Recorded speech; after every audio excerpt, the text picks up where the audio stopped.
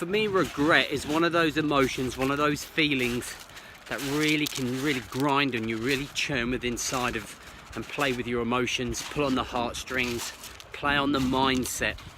And I was fortunate enough to spend some time with elderly generation, some veterans, through my days being in the military, and I was able to, spend the full day talking about when they were younger, when they were serving, and kind of like regret came up an awful lot. They used to talk an awful lot about different regrets that were in their life, and I thought it was really sad looking back and listening to all of the things that they wish they had done, all of the actions that they wish they had taken, and if they knew what they knew now, they would live their lives a different way. And I often say things like that. I often look at my boy, and when we go to school, I'd love to be 10 years old again, knowing what I know now, having made a lot of mistakes along the way, as we all do. And it got me thinking about a lot of what I do in helping guys 35 and over, and I think a lot about the situations that a lot of guys are in, and I think there's going to be a lot of people that are going to end up regretting not taking action when it comes to developing and improving health.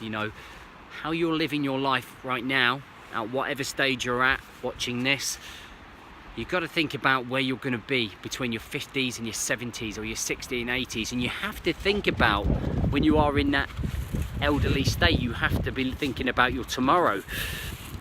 And I think a number of people are not doing that, because I think a lot of people are so consumed by the modern day, the stresses and the drowning of the overwhelm at work consuming you, relationship stress, trying to fight your marriage and keep your marriage together because your head's like not screwed on at all because of all of the stress that's going on, and you're taking that home, and it's affecting relationships, your health and your cholesterol and your blood pressure and your heart, it's all becoming quite unconditioned.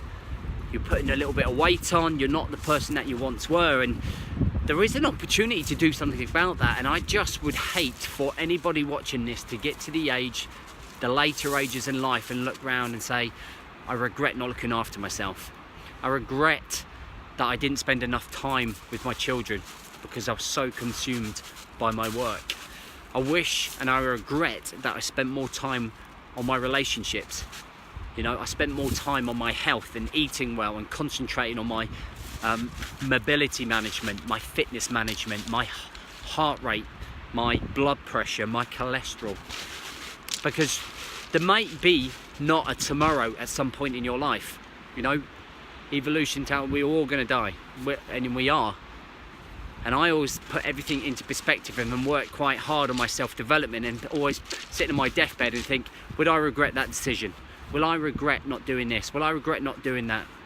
I already have a lot of regrets, but another thing that stops us as well, which I think will cause a lot of regret, is the fact that we all have problems and we let them consume us rather than taking charge. And the people that are winning are the people that are taking charge, and are the people that are coping, and their coping mechanisms are up, and they're still making their workouts, and they're still eating well, and they're not letting excuses creep in. And then you have the other half who are completely consumed, overwhelmed by it all. And if you keep going down that road, there's only one road you're going to head down. And you don't want to head down that road, because you've got people that rely on you, you've got family that rely on you, you've got children that want to see you grow up. You want to see your kids grow up, and you don't want to get to being later on in life and suddenly turn around saying, I regret. Because it is a very, very strong word, a strong emotion that really you don't want to have at the end of your life. So really evaluate where you are in your life. In my book, I do a self-audit, or I get you guys to do a self-audit, talking about where you are in some of the key aspects in life. It's worth reviewing yourself and doing an audit and making some changes, because you cannot keep saying tomorrow, because tomorrow at some point won't come. It's about right now, it's about being present, it's about turning things around, okay, and taking charge and taking heed and listening and implementing. Because I'm not saying this for the fun of it, guys, I'm saying it because I genuinely actually worry about the state of guys who are 35 plus, going into their 40s, going into their 50s, and I speak to a lot of them. and I'm giving them the solution, and they're just ignoring it. And you know, and we're talking about reality, and it's going to end up getting to that point where you start saying, I regret I didn't listen, I regret I didn't take action. You know, just getting out and walking, just choosing the right decisions with food, finding some structure, finding some help, whatever it is. You've got to make that happen, guys. I hope that this video really helps you take heed on what I'm trying to say. You know, you probably know as well as I do that you need to do something about it. So stop making it about tomorrow and make it about today.